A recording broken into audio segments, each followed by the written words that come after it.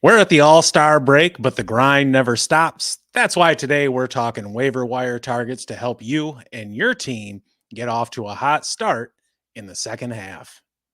It's about that time. Stoned on Sports. How's it going, everybody? You are tuned into Stoned on Sports Fantasy Baseball.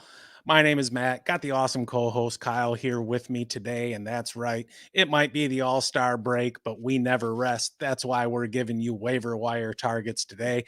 Kyle, how the hell's it going, brother? Doing absolutely great, man. Glad to be here. See you're on the road this week. Appreciate you joining me while you're working out on the road this week. Yeah, we got 8 names for you, one at every position. So catcher down to reliever. I'll get her started. Sound good? Anything in the chat? Yeah. Nope. Good. Or just do. Okay. So we're going to start at catcher. We'll start at backstop. This 26-year-old catcher just surpassed 50 RBIs for the second season in a row. And since July 1st, he is catcher number 7 in fantasy. Matt, what's up with Oakland's Shea Langeliers? Well, he is having quietly one hell of a season. He's a number 7 catcher so far this month. He's got a triple slash, a 306, 342, 500. That gives him an 842 OPS. He's gone yard a couple times. He's driven in 9 and scored 7 runs, all while striking out 42% of the time. Numbers on the season don't look as good, but around what we're expecting from him. That triple slash takes a dive to 216, 266, 442. That's a 708 OPS, but he's got 17 home runs, 9 doubles. He's even got a couple triples, 50 RBIs on the dot, and he's even stolen 4 bases. Looking at him, I absolutely love his quality of contact. He's among some of the best in the league, and we saw that last season as well. His exit velocity is over 91 miles an hour. His hard hit rate's at 46.5%, and those are both in the top 20% of the league. And his 15.7% barrel rate's in the top 5% of batters. You got to love that. It's a damn good thing he hits the ball so hard because he's not hitting it much. And really, that's what you want to do, right? If you can't hit it often, hit it hard. And that goes for everything in life. His overall contact rate is well below average at just 72%. And it's the same way in the zone. Dude is a relatively free swinger as well, which, no surprise there. He offers at over 50% of the pitches he sees and 2/3 of what he sees in the zone. You can get him to chase without a problem as well. He does it over 33% of the time. You know what else happens when you swing a lot despite poor contact skills? Usually it means a lot of strikeouts, and Shea is no different.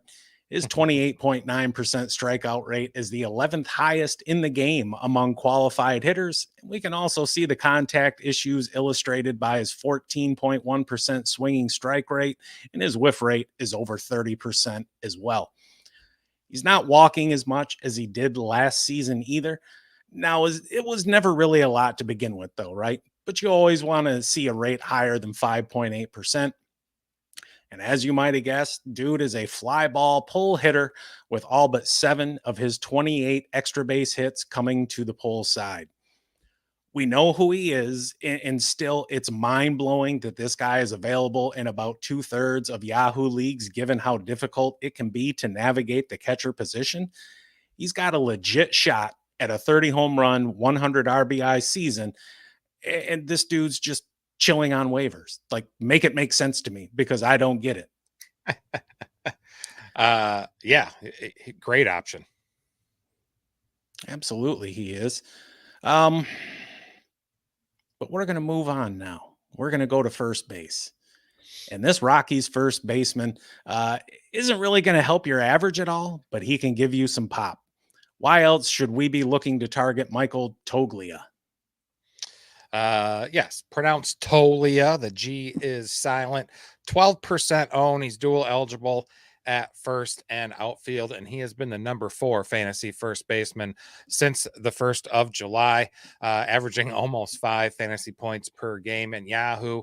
He's played 36 straight games, and since becoming the everyday starter at first there, he's hitting 230 with 26 driven in, 20 runs, and 12 dongs. 3 of those homers came in one game on Sunday, all solo shots.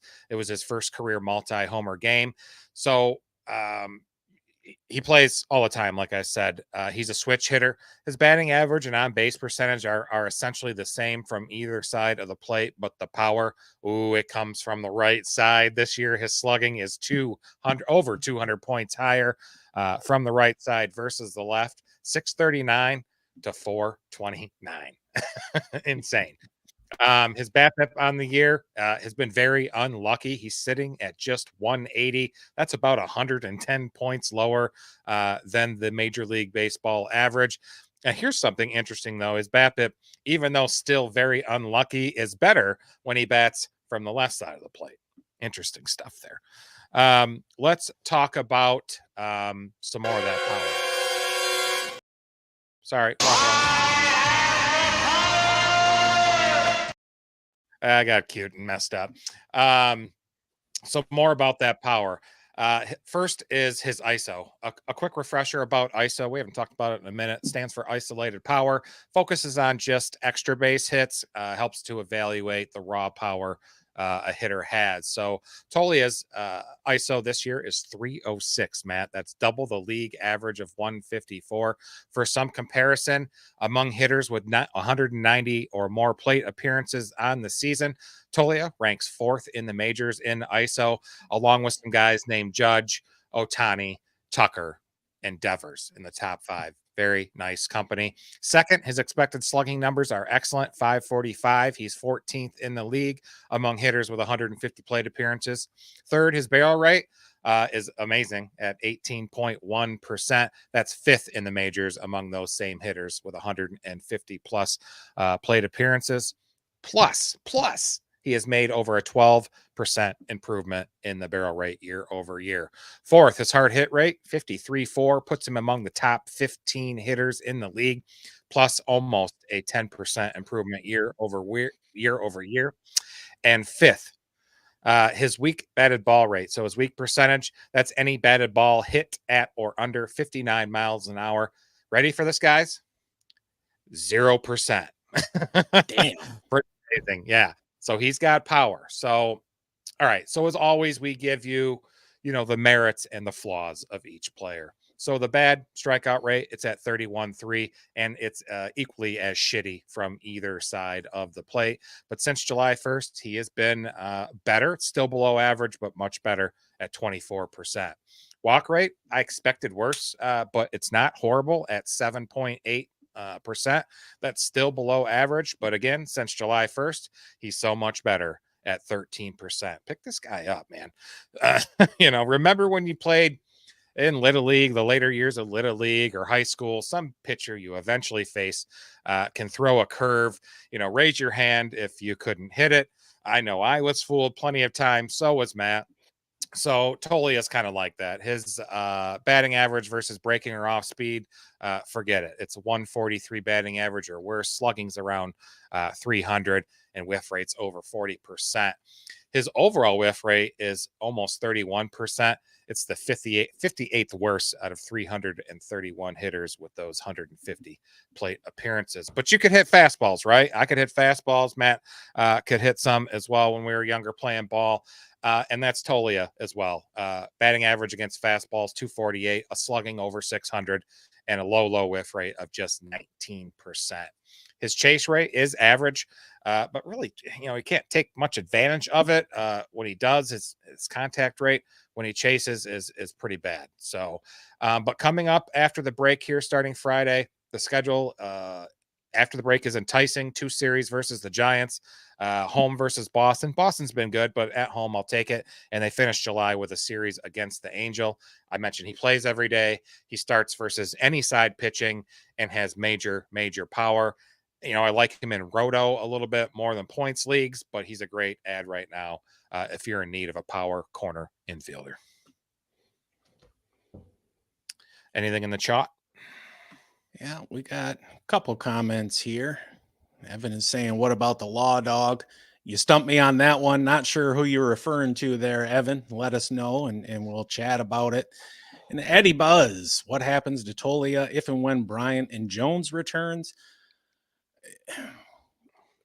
I think Bryant is washed, dude. He Yeah. just Yeah, I think so. and a good part of it is injuries, right?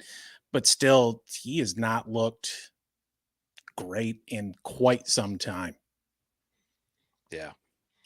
We're talking about what does he say? Lawrence. What was that? Lawrence Butler? Is that who we're talking about? Oh yeah, that dude. I don't know if he's named the law 3 dog. friggin' home runs. Lawrence Butler is the law dog. Okay, didn't know that. Taught me something today, Evan. He was definitely somebody that was on our pre-list, and we kind of narrowed it down, and we ended up leaving him off. But great ad. He's shooting up. His roster percentage is shooting up, so good ad for sure. All right, so we're gonna head to second base, right, Matt? Yes, Yeah. sir. So since joining the Mets on May 31st, this veteran second baseman has really been integral to their turnaround there in New York, and he's been equally impressive in fantasy in July. Matt, is Jose Iglesias a good ad in deeper leagues? You know, I would say so. And quite frankly, if I asked you to guess who the number 5 second baseman was this month, I promise you would not say Jose Iglesias. This dude is having a hell of a month, too. He's got a 359, 390, 667 triple slash. He's gone yard 3 times. He's got 3 doubles, driven in 9, and he's got just 1 strikeout in 41 plate appearances. And I'm not going to lie, I forgot he existed completely. You know, I remember him on Detroit, and he was more of a glove first guy, and he did have a couple seasons there, but it's like he just fell off the face of the earth and got himself a singing career. And I would venture to say he probably does a better job than that chick that sang the national anthem last night. And this dude, he just appeared from out of nowhere on May 31st. Since then, he's hitting 380, 417, 582, a 999 OPS. He got those 3 home runs, 16 driven in. He's stolen a base, 7 strikeouts, 4 walks. And if you're not happy with an 8.3% strikeout rate, then you're just nuts, right? Mhm. Dude's got just a 7.3% swinging strike rate and 14% whiff rate, which are both outstanding. The walk rate, though, nowhere near as good. It's just a little over 4.5%. That mark, however, is half a point over his career average. You can fool him too. He's got a chase rate coming up on 40%. And in case you didn't know, that's not good. Now, we also know that at 34 years old, he didn't reinvent himself as a power hitter, but we're going to take a look at his quality of contact anyway. It's kind of not good. He doesn't have enough plate appearances to qualify, but we can see still the shaded lines on his StatCast page. He's got an exit velocity under 87 miles an hour, a barrel rate just over 4%, and a hard hit rate of just 30.6. All those would put him roughly in the bottom 20% of players if he had enough plate appearances to qualify. And his weak contact rate, which you just talked about a moment ago, is also pretty high, coming in at just under 6%. But enough of the bad, right? We're talking about waiver targets. We didn't just pick dudes to trash them. So let's talk about some more of the good. Contact skills, outstanding. He's connecting on well over 86% of his swings. That's about 10 points better than league average. And he's even better in the zone, connecting on 92.7% of his swings. It's just a shame he doesn't have a little more pop in his bat. Once he hits the ball, where in the hell does it go? Well, about half the time, it's on the ground. Good thing he's still pretty damn fast, though, so he can leg out some hits. And his line drive rate is outstanding. I know it's not 92%. I don't know what the hell I wrote there, but that is definitely not right. And he's carried some decent line drive rates throughout his career. It's not going to stay that high, whatever the number is, but he should be a couple points above league average. And he does hit towards the bottom of the order, but that Mets offense has been mashing over the last several weeks, and he's been a big part in helping to turn that lineup over, help keep the the at-bats going, help keep the runs moving, the merry-go-round, all that shit, whatever, analogy you want to throw in there. He's been a big part of it. over the past week or so, he's not playing every day, but this is kind of a funky time of year for playing time, right? So I'm not overly concerned. If you want to keep an eye on it, I don't blame you at all. But still, he can be a good asset in some of those deeper leagues, like old Buzz was talking about there earlier. For sure. For sure. For sure. For sure. All right. So this Tigers do-it-all player is hitting 300 in the month of July and just had a massive walk-off homer against the Dodgers. Kyle, why don't you tell us what Gio Urshela can do for us in the second half? Pretty nice. He's got batting average of 252, modest power numbers. So, his fantasy relevance typically hinges on, RBI opportunities, right? So while he doesn't offer much in terms of speed or high impact power, his ability to drive in runs in the right matchups can make him, at least situationally, a nice asset in deeper fantasy leagues. You mentioned that extra innings walk off versus the Dodgers over the weekend. I think that, going into the break provides a great boost of confidence for him because he's been having a subpar season at the plate. He was already really rolling before this weekend. He's the number 5 first baseman since July 6th, slashing 333, 353, over 600 slugging. He's played in 9 games, got 11 hits, a double, a triple, 2 homers, 9 driven in, 5 runs scored, and striking out under 12% of the time. Unfortunately, walking just under 3% of the time. He's played in 62 games this season, so about 3/4 of the first half. On the year, his slash line looks a little worse, 252, 289, 342. Strikeout rate is under 15% at 14.9. It's the 29th best rate out of 254 hitters with at least 200 plate appearances on the season. By contrast, his walk rate is just 4.8%. It's the 34th worst out of those same 250 hitters. BABIP just slightly below average. So, he isn't too unlucky, but he's not having any luck either. So Gio has no power, right? Gio is not like He-Man. He is more like No Man, right? Not to be confused The with secret society, No Man. National Organization of Men Against Amazonian Masterhood.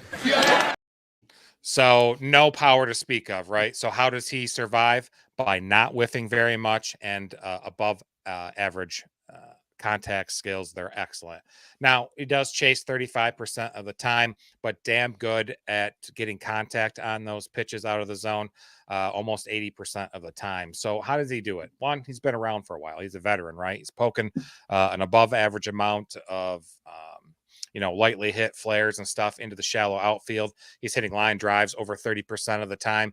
And he's just straight up fouling. You watch him straight up fouling off pitches. He's been in the league for a while. He knows to extend at bats and get that pitch that he wants. He's going to be out there more consistently, I think, here in the second half. He's got good fielding range in the 84th percentile. He's better in outs above average than Vierling, Zach McKinstry, or Mark Canha. Those 3 other guys that he's in competition for playing time. Although McKinstry's actually been pretty hot at the plate too recently. But I'll take Urshela right now. He's likely available in your league if you're looking for a hot hitter for a short-term run.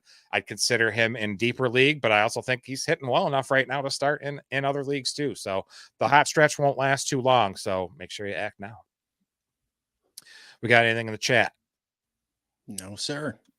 All righty then. We're headed around the diamond here to shortstop. You got a Guardians player, Matt. Lucky you, right? This versatile Always Guardians fielder has found his way into the lineup on a regular basis in July and offers a solid stopgap all over your roster. Matt, can Angel Martinez be an angel for fantasy managers? Look at you with a little wordplay there. You like what I did there? I'm impressed.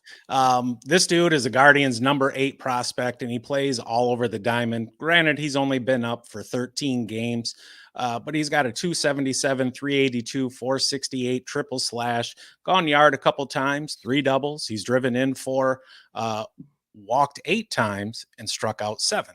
That's right. We got a rookie with more walks than strikeouts.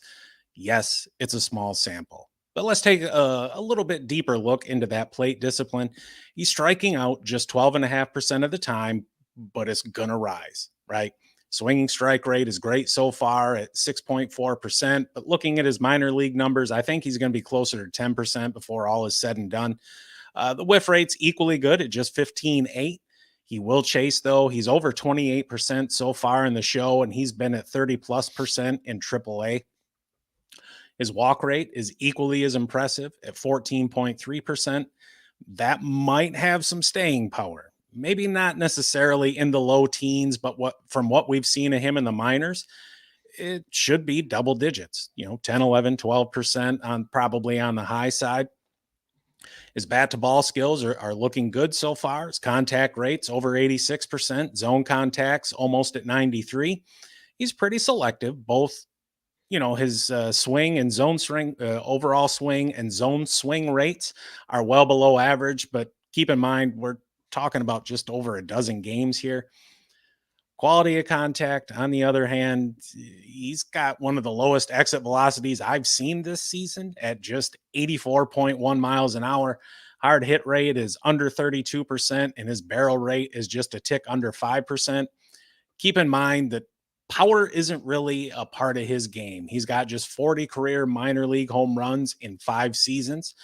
However, he's been young at every stop. He started rookie ball at just 17 years old, but even then, he's likely going to have below average power going forward. And not to pile on, but his weak contact rate is almost 10%. So take that for what you will. On the bright side, dude has been a doubles machine, 82 of them in that same 5-year span in the minors. And looking at the batted ball profile, we can see that dude is a line drive hitter with rates in the high 20s at AAA the past couple seasons, and he's carried that through to the show. Ground ball rates a little bit lower than average, fly ball rates a little bit higher than average. Understand there's a lot of projection in this. Again, we're talking about 13 games. We're talking about a guy who does not really hit the ball with any kind of authority, but the bat to ball skills are legit. And if you've heard us say it once, you've heard us say it a million times. Good things happen when you put the ball in play. That Guardians offense has surprised pretty much everybody this season with just the way that they've performed. And if he can keep a steady place in that lineup, he's got a good opportunity to give you some counting stats. He's not going to hurt your average, or if you're an on-base league, that high walk rate is definitely going to help you out and help you cover for some deficiencies, right? He's got a high on base, but no power. Well, that's a nice trade-off for a dude with, a lot of power and not much of on base skills. So I think he's worth a shot. I mean, at 13% rostered and being eligible at 4 positions. Yeah. Why not? Huge for sure. Some stuff in the chat here. Some revelations here. I didn't know because Eddie's talking, but he says Uncle Ted, who we remember from the past, hasn't been in here in a while, and Pistol RX, who's always in our comments as well, are on most fantasy baseball podcast chat rooms. I love that you guys consider us one of the most. So I'm honored. Thanks for checking us out, man. Yeah, we're happy to be in the rotation, man. Yeah, we're always, waivers, and we're always trying to find that, diamond in the rough that can hopefully carry you guys for at least a few weeks or hopefully even longer. In my experience, anybody that's turned out on me in waivers long term has always just been somebody I thought I was grabbing very short term, right? Sure. So yeah, absolutely. All right, go ahead, man. So you ready to keep things moving? Head to the outfield. Yes, sir. So this Reds outfielder has set the damn league on fire since getting the call on the 8th. Kyle, why don't you talk to us about Rece Hinds? Yeah, so if you've been living under a rock, perhaps you don't know this gentleman, but he's been in the league for a hot second, about a week yesterday.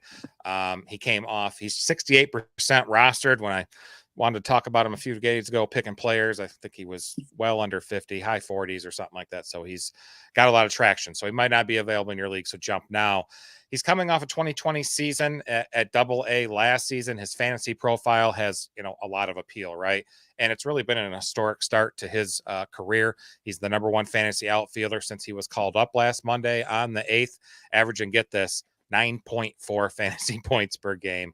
on Yahoo. He's also hit safely in 6 out of those 7 games, 11 hits, 3 doubles, a triple, 5 dingers, 11 driven in, 7 runs, and a couple stolen bases thrown in too. And most of those home runs were not fucking cheap either. They were 430, 449, 454, and 458. So guys got some power.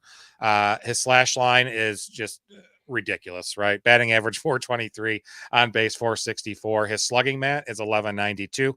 That puts his OPS at 1657. That's just unreal. That stuff's going to be dropping in a quickness. So granted, these are excellent numbers, but it all comes with a strikeout rate of 25%. That's below league average, and a very poor walk rate, also below league average at just 3.6%. His underlying power metrics, even in a small sample, are very, very impressive. If qualified, he'd be in the top 5% in everything. All of his expected stats, exit velo, bat speed, barrel rate, hard hit rate, and launch angle sweet spot. He's got some warts, right? All waiver guys do, or all players really do. Now, you probably guessed with the high strikeouts, his whiff and chase rates would be deplorable. They are, okay? His plate discipline could be a lot better. He swings at over 81% of pitches that are in the zone. That's uber aggressive for me, but somewhat typical you see with younger hitters. His contact rate in the zone, it's above average, but his chase contact is a very low 44%. It's like almost 14% below league average. So, he started off hot. There's zero chance, of course, that he continues hitting scorching fucking lasers in every bat moving forward. That's not going to happen. Perhaps the binge will continue a little bit after the All-Star break. Playing a little devil's advocate, the contact struggles should cause his numbers to, regress sooner than later. And he really, if you look at the schedule, he came up at the perfect time too. He faced some of the worst pitching in baseball, the Marlins and the Rockies staff. But the long-term prognosis is that, he's eventually going to come back to earth, and once he faces some better pitching, right? But for now, we'll see how the outfield shakes up. I can't remember how long TJ Friedel's got. See what happens with that. So that high strikeout rate and the way he swings, power guy, please understand eventually he's going to go 0 for 4 with a few strikeouts. He's going to get you negative points. It's going to happen. But as long as he's riding this wave, you need to keep rolling with him. For sure. Grab him up. That's it. So we got 2K back in the chat today. Ha-Song Kim, James Wood, Ben Rice, Brooks Lee, Jackson Merrill, Mark Vientos, and Jose Miranda. He needs to drop at least 2 of them, but which ones? In what order do you put them in a points league? Well, for me, and I don't mean to step on you there, Kyle, I'm not going to drop Ha-Song Kim. So No. he's definitely a keep for me. And then we got a mess of rookies and unproven players here. Well, I'm dropping one. Which one of those twins would go? Miranda or Brooks? I would probably drop. I don't know. Two. No, I'm not. I'll probably hang on to Brooks Lee. Like Miranda had just a hell of a run. Yeah. But, he's going to cool back off and I'm not going to say fade into obscurity, but. Sure. That's a good offense. But so for right now, we're saying Miranda's definitely gone. Yep. Who else you think? Jackson? Mark? Yeah. That's between those two for me, Jackson Merrill and Vientos. Yeah, I wouldn't have a problem, honestly, dropping either one of them. I think Jackson Merrill is a pretty damn good player, but, yeah, you have the ups and downs of the season. Ben Rice, I don't necessarily know how long he's going to keep his thing going. James Wood, I really, really like that guy. I think he's going to be fantastic. I don't necessarily know it's going to be this year, though. It's all going to depend on, the adjustments he makes and the adjustment that the league makes, and understand it's the same for all those rookies, right? But there's a damn good reason that he was a number 1 prospect when he got called up. Yeah. And what you think, if you were to rank them, I guess I would probably put Kim number 1 just because he plays every day. Yep. Plays every day. All He's these got other some guys aren't positional really versatility. Yeah. All these other guys aren't really guaranteed every day. Yeah, I would go Kim 1, Wood 2. Damn. Lee 3, Miranda probably 4. And then it's a toss up between Rice and Jackson Merrill. Yeah. Oh yeah. Good question. I definitely lose Miranda, and then it's a toss up with them others too. Good luck there. 2K. Appreciate you stopping in here. All right. Let's talk about a little pitching. Hell Sound good? yes. All Yeah. right. So starting pitch. Are we done with questions? Looks like it. So we're talking about starting pitcher for the Brewers.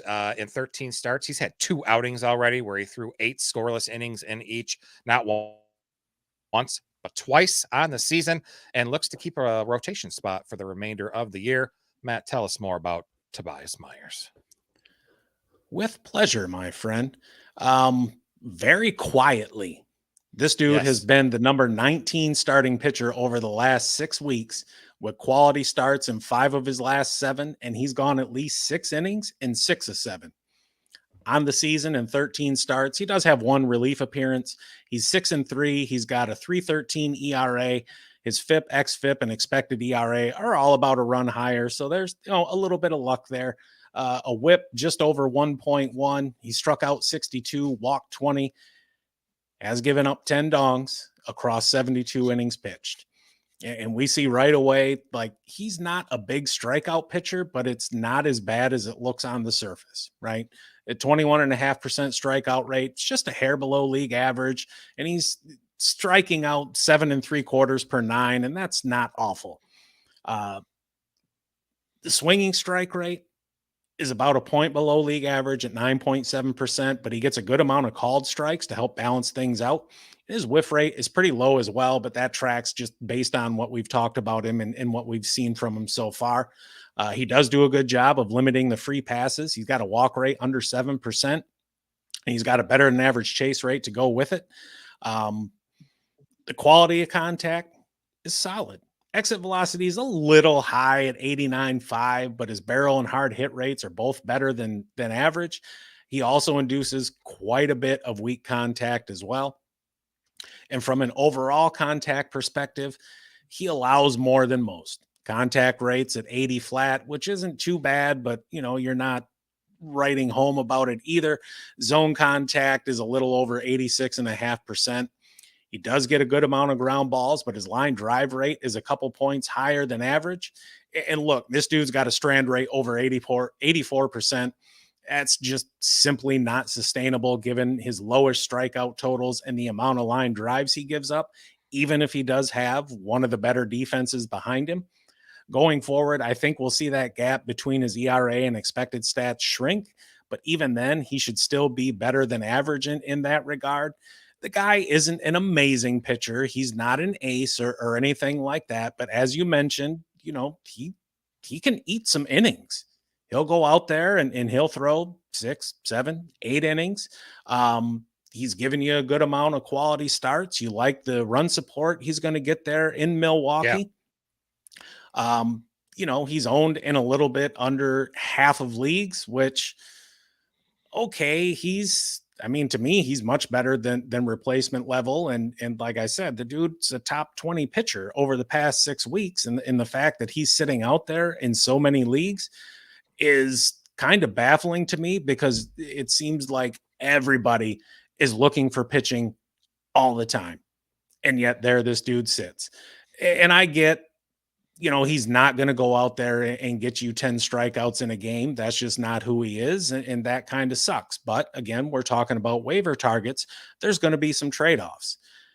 Any given start, he can get you roughly a strikeout per inning. And if you give me that, if you go 6 innings, give up 2 earned and strike out 6, I'm going to take that. I'll be happy with it.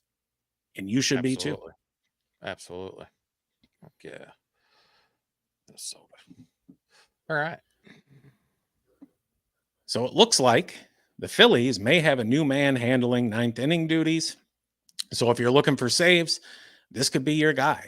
Kyle, why don't you tell us about Jeff Hoffman? Dude, Jeff Hoffman on a tear lately. 60% owned, usually a little higher than we like to talk about, but still widely available. He's really Philadelphia's top right-handed reliever.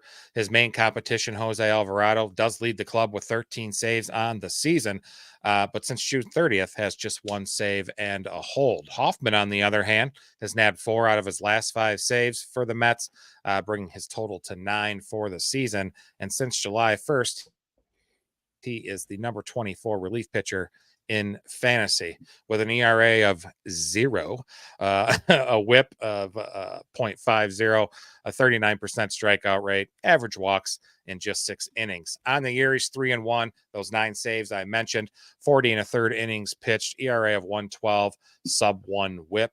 His FIP and XFIP are a run and a half higher, combined with a lower than league average BAPIP. He has gotten some luck, right? He balances a 96.5-mile-an-hour four-seamer with a nice slider. It's devastating. That combined, he'll toss the 80% of the time. Pitchers don't get more closery than him, right? Looking at his stacks, four-seamers and sliders, man, you can do it in the 9th.